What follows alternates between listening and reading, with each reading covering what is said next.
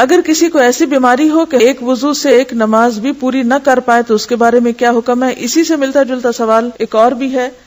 اور اس میں بھی کسی کو لیکوریا ہو اور نماز کے لیے تازہ وضو کر کے نماز پڑھنی شروع کی اور درمیان میں فیل ہوا کہ پھر ڈسچارج ہو گیا، تو اب کیا کریں؟ تو اس میں حکم یہ ہے کہ ایک دفعہ ایک وضو سے نماز آپ شروع کریں، کیونکہ یہ آپ کے کنٹرول میں نہیں ہے، اور ہر نماز کے لیے نیا وضو کر لیں۔ مستقل بیماری کی وجہ سے مکمل پاکیزگی ممکن نہ ہو تو اسی حالت میں نماز ادا کرنا چاہیے، البتہ ایسی صورت میں ہر نماز کے لیے نیا وضو کرنا ضروری ہے۔ اس مستقل بیماری میں پھر کیا آتا ہے؟ استحاضہ بھی آ جاتا ہے۔ محض شک سے وضو نہیں ٹوٹتا۔ عباد بن تمیم اپنے چچا سے روایت کرتے ہیں، انہوں نے رسول اللہ علیہ وسلم کے سامنے ایک ایسے شخص کا حال بیان کیا جسے یہ خیال ہو جاتا تھا کہ وہ دوران نماز میں کسی چیز کو محسوس کر رہا ہے، یعنی وہم ہو جاتا تھا کہ اس کے جسم سے کچھ نکل رہا ہے۔ آپ نے فرمایا وہ نماز سے اس وقت تک نہ مڑے یا نہ پھرے جب تک ہوا نکلنے کی آواز یا بو نہ پائے۔ یہ وہمی انسان کے لیے، عام حالات میں انسان کو جب ہوا نکلتی ہے تو پتہ چل ہی جاتا ہے،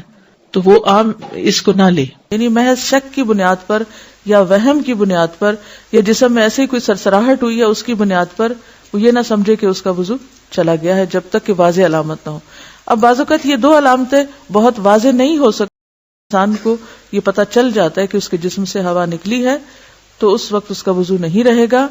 لیکن محض وہم کی بنیاد پر نماز نہیں توڑنی چاہیے، کیونکہ بعض لوگ وضو کر ہی نہیں پاتے، 10 15 دفعہ وضو کرتے رہتے ہیں کہ شاید ان کے جسم سے پھر کچھ نکل آیا، تو وہ صرف شیطان کا وسوسہ ہوتا ہے،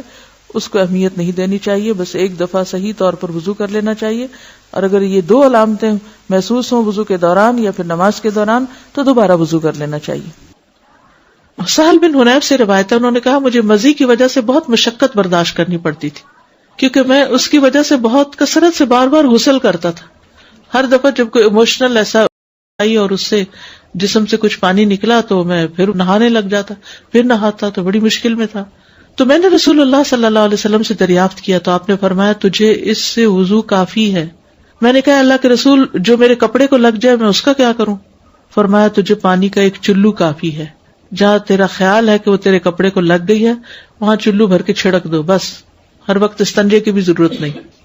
اس میں آپ دیکھیے کہ وضو ٹوٹنے میں ایک اہم اصول اگر آپ یاد رکھ لیں تو اس میں بہت سے مسئلے حل ہو جائیں، کیونکہ ابھی میں نے اس کا ذکر کیا تو آپ کہیں گے لیکوریا میں کیا ہوتا ہے، تو کبھی کوئی اور بیماری کا نام لے آئیں گے، کبھی بواسیر کی بات کریں گے، کبھی کسی اور چیز کی بات کریں گے۔ تو ایک اہم اصول ہے کہ سبیلین سے جو کچھ بھی نکلتا ہے اس سے وضو ٹوٹ جاتا ہے۔ سبیلین دو راستوں کو کہتے ہیں، یعنی جو یورین کا راستہ ہے یا پخانے کا راستہ ہے اس میں سے کچھ بھی نکلے، چاہے وہ خون نکلے، چاہے وہ پانی نکلے، چاہے وہ چپکتا ہوا پانی ہو، چاہے وہ لیکوریا کہیں اس کو، کوئی بھی نام آپ اس کو دیں، یا ایون ہوا خارج ہو تو اس سے وضو ٹوٹ جاتا ہے۔ یہ ایک اہم ترین اصول ہے، اگر آپ کو یہ یاد رہے تو پھر ہر ایک نئے نام کے ساتھ کچھ ضرورت پیش نہیں آئے گی۔